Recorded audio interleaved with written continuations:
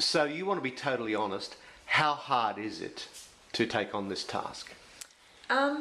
Well, it was one of those situations where I had no choice to start with, because we'd tried everything that was out there that was available at the time, and nothing was working. We spent thousands and thousands of dollars buying very unusual range of language resource products, and gave them all a very, very good go.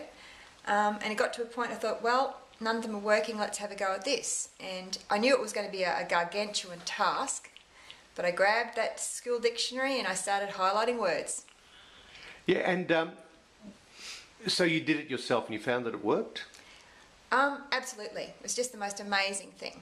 Like, my daughter Georgie, she had such a terrible vocabulary. She couldn't read anything and be able to repeat it or tell you what it was about. This was still by the age of 12.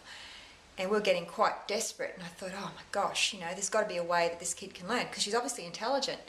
So I started ripping pictures out of magazines. And I said, okay, let's try this. Let's just see if it works. Give it a go. And miracle of miracles, I'd show her a picture and she'd remember it. And it was just totally amazing how this worked. Can you remember some of the first words that you taught her with the pictures from magazines? Actually, I think one of the first words I actually showed her, we were reading something and it had the word dip in it. I don't know why that word stuck in my memory, but for some reason it must have been quite a momentous moment. She didn't know what a little word like dip meant. Like, it was some story she was reading about, there was a dip in the road. And I thought, okay, she didn't know what this meant. So I went and ripped out a picture of a valley, like a glacial valley in New Zealand or whatever, and it had big scooped out dip. And I showed her that, and straight away she got it. And I'd ask her the next day, what's a dip? She said, oh yeah, it's that. Wow. Straight away.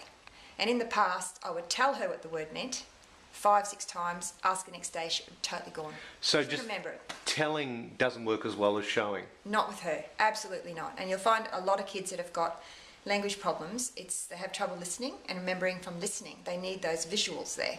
And the visuals, it's worth, like a picture's worth 1,000 words. It's just so true with these kids.